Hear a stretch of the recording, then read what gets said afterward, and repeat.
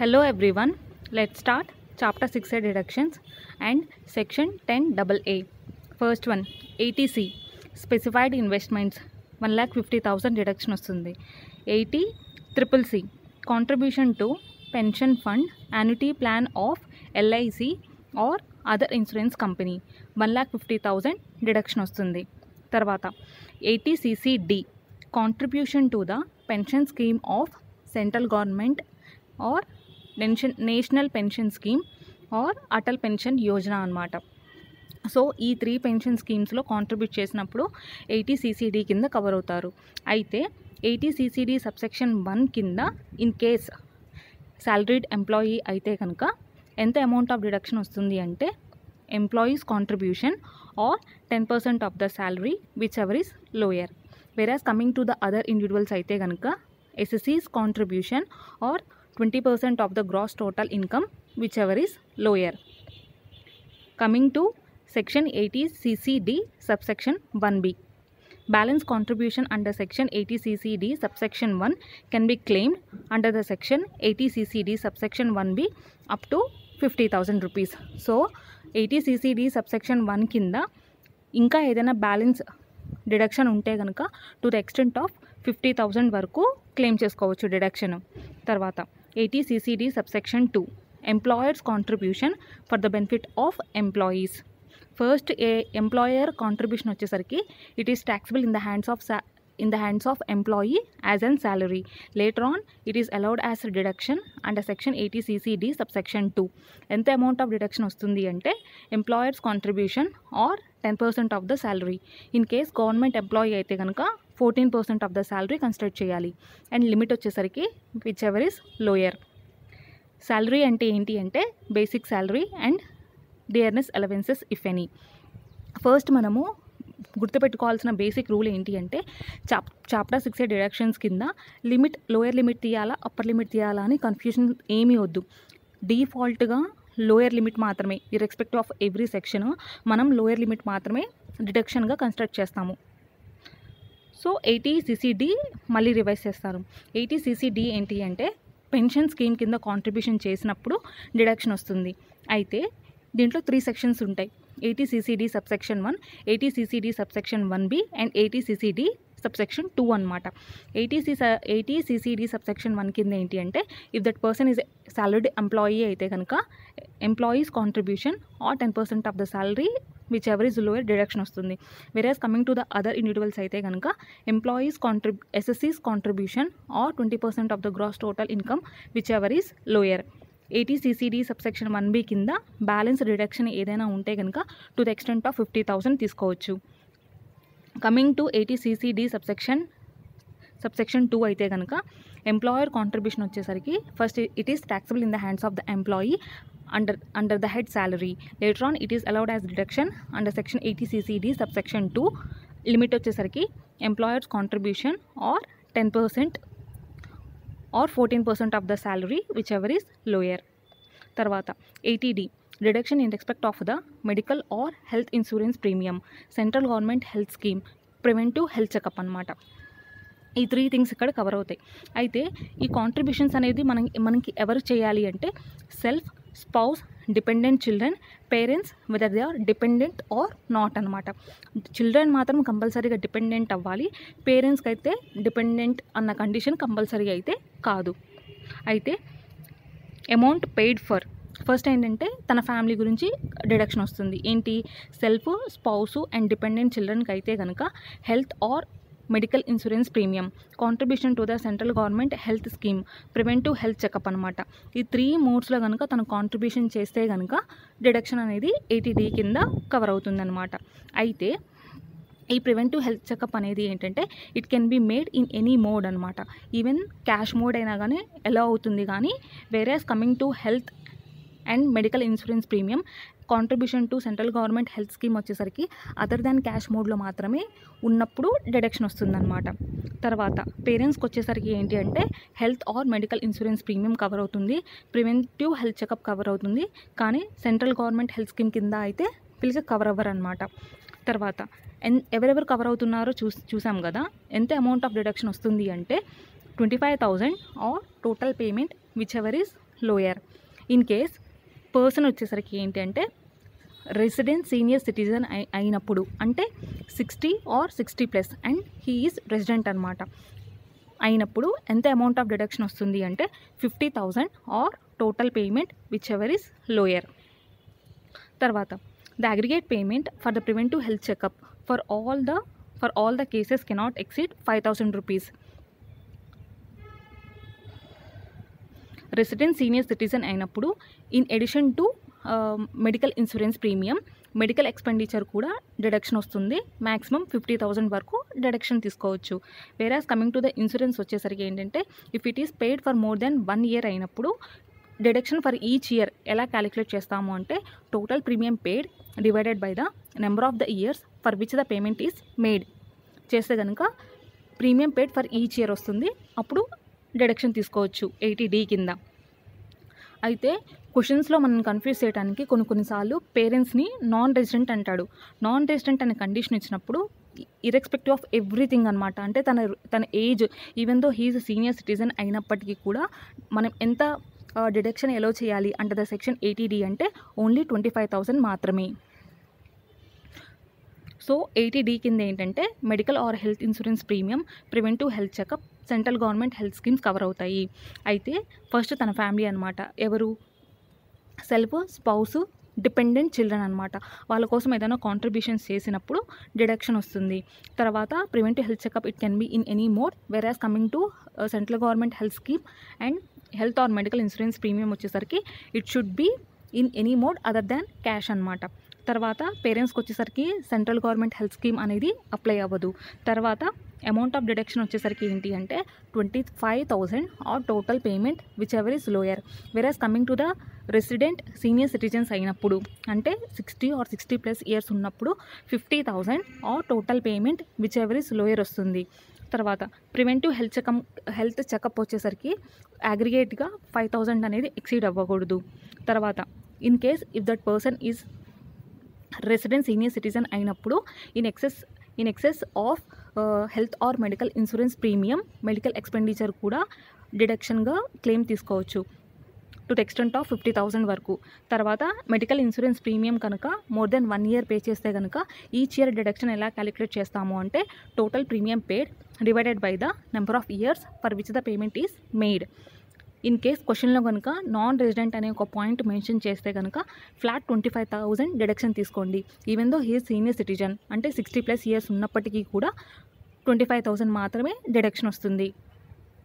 తర్వాత 80DD D అనమాట, D for disable dependent relative, deduction in respect of maintenance and medical treatment of disable dependent relative. ఇక్కడ relative అనే definition కింద ఎవరెవరు వస్తారు? Spouse, children, brother, sister and parents who are dependent on the individual. Whereas coming to the HUF అయితే కనుక any dependent member of the HUF cover అవుతారు ఇక్కడ.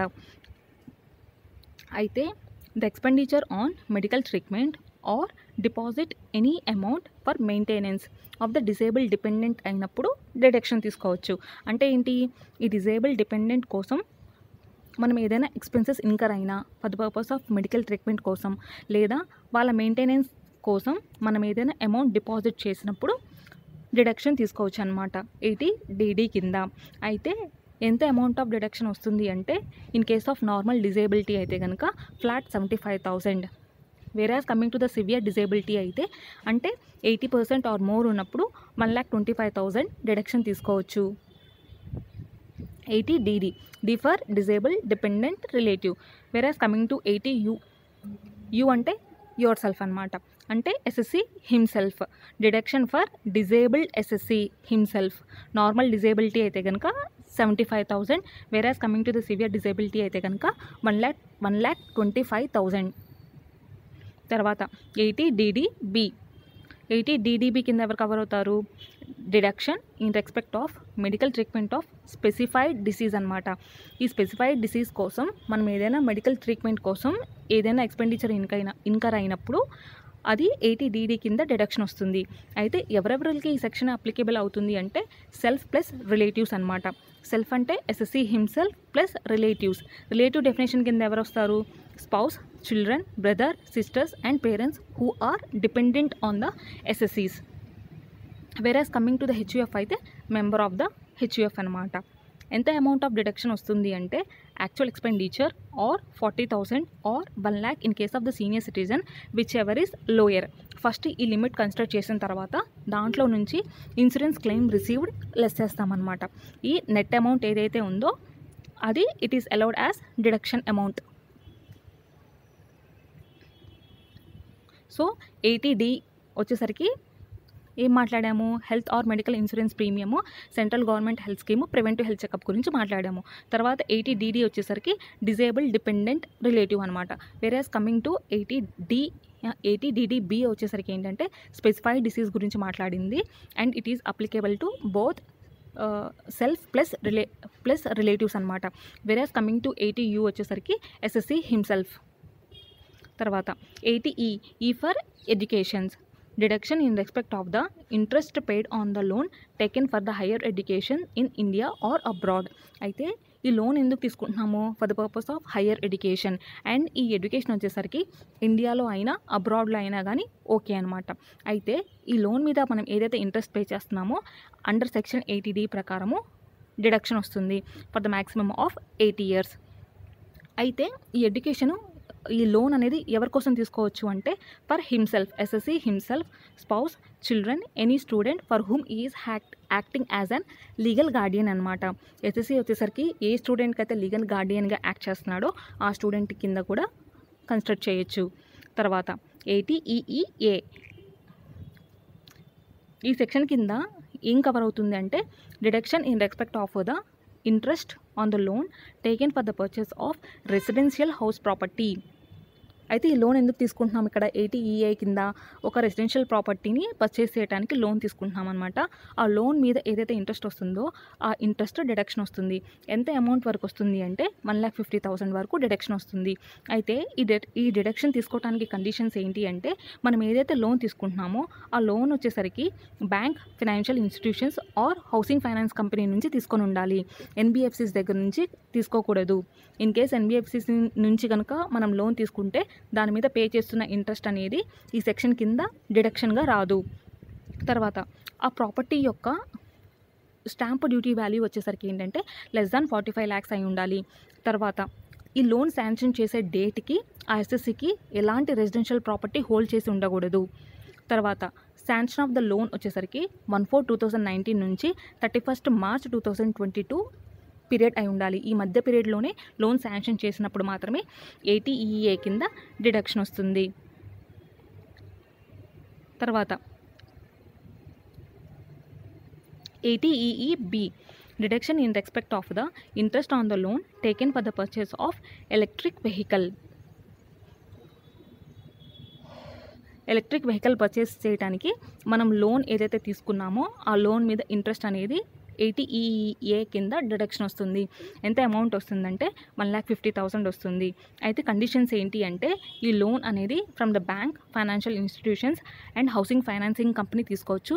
Even NBFCs are also allowed. పైన చెప్పిన సెక్షన్ కింద అయితే 80EA కింద అయితే NBFCs are not covered. And loan sanction period వచ్చేసరికి 1/4/2019 to 31st March 2023 ఇక్కడ. వేరేస్ కమింగ్ టు 80EA కిందకు వచ్చేసరికి ఏంటి అంటే 31st March 2022 మాత్రమే. సో మళ్ళీ 80E సెక్షన్ రివైజ్ చేద్దాం. 80E కింద లోన్ ఎందుకు తీసుకుంటున్నాము, for the purpose of higher educations whether in the abroad or India. Covered SSCs ఎవరు, self, spouse, children and any student for whom is acting as an legal guardian. తర్వాత 80EA అనమాట. 80EA కింద loan ఎందుకు తీసుకుంటున్నాం, for the purpose of purchase of the residential house property. ఎంత amount వస్తుందంటే 1,50,000. And conditions వచ్చేసరికి ఆ లోన్ వచ్చేసరికి from the bank, financial institutions or housing financing company అయి ఉండొచ్చు. Whereas NBFCs are not covered. And stamp duty of the value వచ్చేసరికి less than 45 lakhs ఉండాలి. And ఆ లోన్ శాంక్షన్ అయ్యే డేట్కి తనకి ఎలాంటి రెసిడెన్షియల్ ప్రాపర్టీ తను హోల్డ్ చేసి ఉండకూడదు. And sanction of the loan వచ్చేసరికి 1/4/2019 నుంచి 31st March 2022 అయి ఉండాలి. తర్వాత వేరేస్ కమింగ్ టు 80EEB వచ్చేసరికి లోన్ ఎందుకు తీసుకుంటున్నాము అంటే for the purpose of the purchase of the electric vehicle అనమాట. ఎంత అమౌంట్ ఆఫ్ ద రిడక్షన్ వస్తుంది అంటే 1,50,000. కండిషన్స్ ఏంటి అంటే ఈ లోన్ వచ్చేసరికి from the bank, financial institutions or housing financing company, even NBFCs are also permitted అనమాట. And sanction of the loan వచ్చేసరికి 1/4/2019 నుంచి 31st March 2023. 80GGB donation given by the Indian companies to the political parties or electoral trust. ఏదైతే donation చేస్తుందో Indian companies to the political party or electoral ట్రస్ట్కి 100% of the donation is allowed as deduction under section 80GGB provided the donation has to be made in the mode other than the cash mode అనమాట. తర్వాత expenditure incurred by the Indian company for the advertisement in the souvenir, brochure, pamphlet, newspaper etcetera published by the political party is also eligible. అంటే it is allowed as deduction అనమాట. అంటే ఏంటి, 80GGB కింద డొనేషన్స్తో పాటు expenditure for the purpose of advertisement అనమాట, అది కూడా డిడక్షన్గా వస్తుంది 80GGB కింద. తర్వాత 80TTA కింద ఏమవుతుందంటే deduction in respect of interest on the deposit of the savings accounts. మనం ఏదైతే సేవింగ్స్ అకౌంట్స్లో డిపాజిట్ చేస్తామో దాని మీద వస్తున్న ఇంట్రెస్ట్ డిడక్షన్గా వస్తుంది. ఎంత అమౌంట్ ఆఫ్ డిడక్షన్ వస్తుంది అంటే total interest on the savings accounts or 10,000 which ever is lower. అయితే 80TTB కింద డిడక్షన్ వస్తే కనుక 80TTA కింద రాదు, ఎందుకు, డబల్ బెనిఫిట్ రాదు కాబట్టి. తర్వాత 80TTB deduction in respect of the interest on the deposits in the savings and FD account in case of resident senior citizens అనమాట. రెసిడెంట్ సీనియర్ సిటిజన్స్ అంటే ఎవరు, 60 or 60+ and they are residents అనమాట. దేని మీద deduction వస్తుంది అంటే వాళ్ళు చేసిన సేవింగ్స్ డిపాజిట్స్లో కానీ ఆర్ FD అకౌంట్ మీద వస్తున్న ఇంట్రెస్ట్ డిడక్షన్ వస్తుందన్నమాట. ఎంత అమౌంట్ ఆఫ్ డిడక్షన్ వస్తుంది, total interest on savings or FD account or 50,000. Since they are senior citizens కాబట్టి ఇక్కడ లిమిట్ వచ్చేసరికి 50,000 పెరిగిందనమాట, whichever is lower. In case వాళ్ళు సీనియర్ సిటిజన్స్ కాదు అనుకుంటే, అంటే లెస్ దెన్ 60 years ఉన్నప్పుడు మనం TTA కిందకి వెళ్తాం. ఇన్ కేస్ వాళ్ళు సీనియర్ సిటిజన్స్ అయితే కనుక TTB కిందకు వస్తాం. ఎందుకు, 50,000 వరకు మనం బెనిఫిట్ తీసుకోవచ్చు కాబట్టి.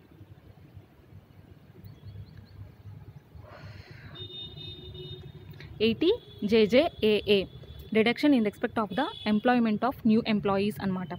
ఇది ఆల్రెడీ మనం PGBPలో డిస్కస్ చేసాం. ఈ సెక్షన్ చాలా ఇంపార్టెంట్. ఈ సెక్షన్ వచ్చేసరికి ఏంటి అంటే 80JJA కింద అడిషనల్ ఎంప్లాయీ కాస్ట్ ఏదైతే ఉందో దాని మీద 30% ఆఫ్ ద డిడక్షన్ అనేది తీసుకుంటాము.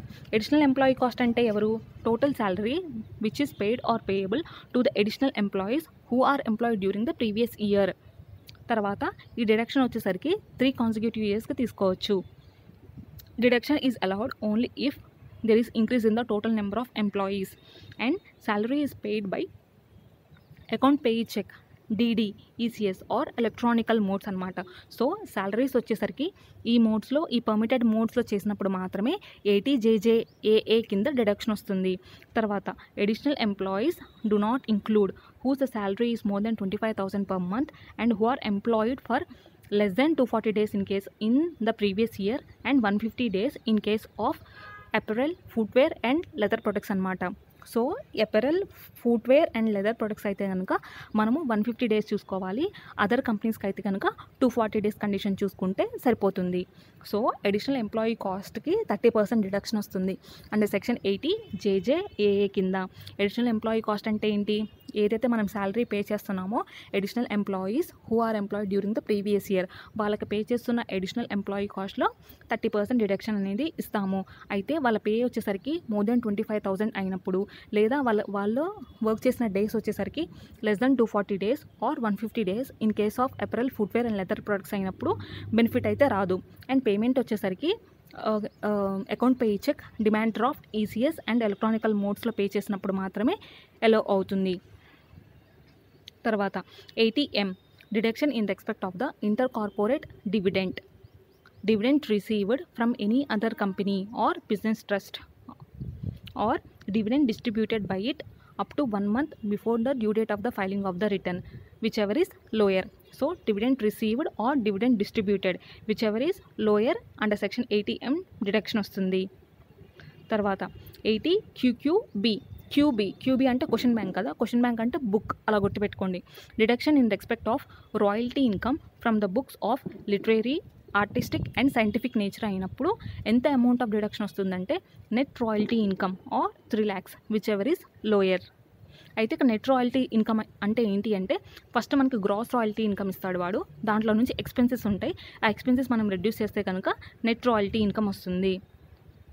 తర్వాత 80 RRB deduction in respect of the royalty income from patent, same అదే limit, net royalty income or 3 lakhs which ever is lower.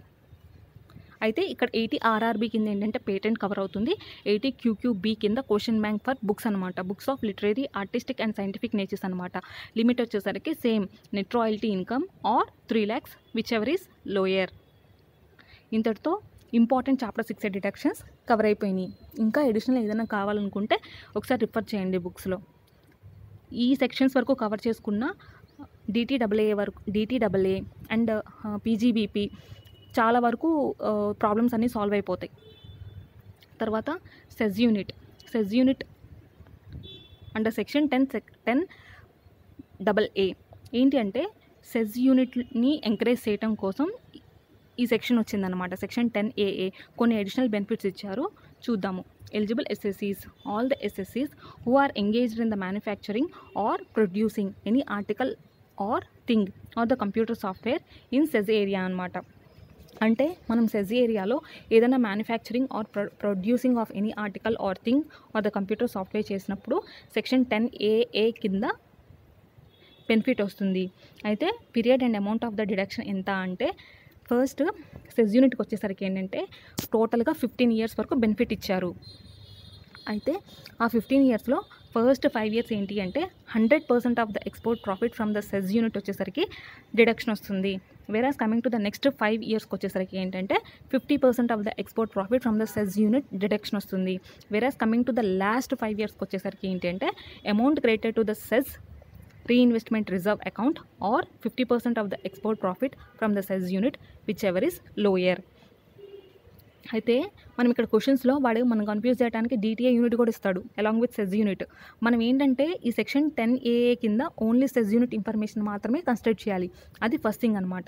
తర్వాత ఈ 50%, 100% అనే లిమిట్ దేని మీద వెయ్యాలి అంటే ఎక్స్పోర్ట్ ప్రాఫిట్ మీద వెయ్యాలి. తర్వాత స్లాబ్ వచ్చేసరికి ఈచ్ 5 yearకి డివైడ్ చేసుకోవాలన్నమాట. తర్వాత ఫస్ట్ ఇయర్కి మాత్రమే 100% వస్తుంది, తర్వాత నెక్స్ట్ సబ్సిక్వెంట్ ఇయర్స్కి ఏంటి అంటే 50% బెనిఫిట్ వస్తుంది. అయితే ఎక్స్పోర్ట్ ప్రాఫిట్ అంటే ఏంటి? Export profit from the SEZ unit, profits or gains from the business or professions of the unit which is located in the SEZ as per Income Tax Act into export turnover of the SEZ unit divided by the total turnover of the SEZ unit. So ఈ PGBP income ఏంటి? As per income tax అంటున్నాడు. అంటే ఏంటి? Section 30 నుంచి 43 వరకు ఏవైతే adjustments ఉంటాయో ఆ అడ్జస్ట్మెంట్స్ అన్నీ చేసి ఏదైతే మనం ప్రాఫిట్స్ క్యాలిక్యులేట్ చేస్తామో ఆ profit of the SEZ unit అనమాట, దానికి export turnover divided by the total turnover of the SEZ unit మనం క్యాలిక్యులేట్ చేస్తే కనుక మనకి ఎక్స్పోర్ట్ ప్రాఫిట్ వస్తుంది. ఎక్స్పోర్ట్ టర్న్ ఓవర్ అంటే ఏంటి? The exports proceeds received or realized brought into the convertible forex within the 6 months from the end of the previous year or time permitted by the RBI. So convertible ఫారెక్స్లో కనుక మనం ఏదైతే amount తీసుకొస్తున్నామో అది export turn over అవుతుంది. అయితే ఈ export turnover if it is irrecoverable అంటే అది మనం రికవర్ చేయలేని కండిషన్స్లో ఉన్నప్పుడు it is not included in the export turnover. తర్వాత the following shall not be included in the export turnover or the total turnover. ఏం include చేయము? Numerator export turnover అనమాట, denominator వచ్చేసరికి total turnover. So numerator and డినామినేటర్లో మనం ఏం include చేయము అంటే ఫిట్ అనమాట. F for freight, I for insurance, T for telecommunication charges. So ఫిట్ని మనం ఇంక్లూడ్ చేయము. Freight, insurance and telecommunication charges వచ్చేసరికి export turnover and total turnover లిమిట్లో మనం ఇంక్లూడ్ చేయము. తర్వాత the following amount shall be excluded from the profits and gains from the business or professions of the unit located in the SEZ unit అనమాట. So ఈ profits and గెయిన్స్లో మనం ఏమేమి exclude చేస్తాము అంటే CC cash compensatory support, DD duty drawback and profit on sale of import entitlements అనమాట. ఇవి include చేయము. మనం ఓన్లీ ఎక్స్పోర్ట్ గురించి మాట్లాడుతున్నాం కానీ ఇంపోర్ట్స్ గురించి మాట్లాడలేదు కదా ఇక్కడ. సో ఇంపోర్ట్ ఎంటైటిల్మెంట్స్ నుంచి ఏదైనా ప్రాఫిట్ వస్తే కనుక అది కూడా ఇంక్లూడ్ చేయమన్నమాట. So CC, cash, compensatory support, DD, demand duty drawback, తర్వాత profit on sale of import entitlements. తర్వాత ఈ పీజీబీపీ వచ్చేసరికి ఏంటంటే ఏం అడ్జస్ట్మెంట్స్ కన్సిడర్ చేస్తాము అంటే అన్అబ్జార్బ్డ్ డిప్రిసియేషన్ అయితే అడ్జస్ట్ చేస్తాము, కానీ బ్రాడ్ ఫార్వర్డ్ లాసెస్ అయితే అడ్జస్ట్ చేయక ముందల ఏదైతే ప్రాఫిట్స్ అండ్ గెయిన్స్ ఉంటాయో వాటిని మాత్రమే కన్సిడర్ చేస్తామన్నమాట. సో ఓన్లీ అన్అబ్జార్బ్డ్ డిప్రిసియేషన్ మాత్రమే అడ్జస్ట్ చేస్తాం, but before set off brought forward losses అనమాట. ఏదైతే పీజీబీపీ ఇన్కమ్ ఉందో అది మాత్రమే కన్సిడర్ చేస్తాము. తర్వాత on site development of the computer software outside the India at the client place is also eligible for deduction. Whereas in case of amalgamation or demerger, remaining deduction is available to the amalgamated or resulting unit. For suppose amalgamation అయిన తర్వాత only for the 5 years వరకు మాత్రమే మనము SEZ unit benefit తీసుకుంది అనుకుందాం. Balance 10 years ఉందిగా, ఆ benefit ఎవరు తీసుకుంటారు అంటే అమాల్గమేటెడ్ ఆర్ రిజల్టింగ్ కంపెనీ ఆ డిడక్షన్ తీసుకుంటుందన్నమాట. ప్రాబ్లమ్స్ చూద్దాం. Turnover of the unit which is located in the SEZ. Total turnover, denominator ఇది 120 lakhs. Profit of the unit A, SEZ అనమాట 45 lakhs. Export turnover of the unit A, numerator 60 lakhs అనమాట. DTA information ఇచ్చాడు, అది ఇచ్చినా కూడా మనకు అనవసరం అనమాట. తర్వాత calculate the deduction under section 10AA for the assessment year 24-25. ఇక్కడ ఆపరేషన్స్ వచ్చేసరికి సెజ్ అండ్ డిటిఏలో ఆపరేషన్స్ ఎక్కడి నుంచి స్టార్ట్ చేశారు అంటే 2019-2020 నుంచి స్టార్ట్ చేశారంట. So for the first 5 years వచ్చేసరికి 10% of the export profit is allowed as deduction అనమాట. అయితే ఈ 2019-20కి 5 years యాడ్ చేసుకుంటే 2024-25 వస్తుంది. సో 5 years, ఫస్ట్ 5 years కింద కవర్ అయ్యాడు కాబట్టి 100% of the export profit is allowed as deduction. మనకి అక్కడ ఇన్ఫర్మేషన్ ఇచ్చాడు. Profit from the unit A వచ్చేసరికి 45 lakhs.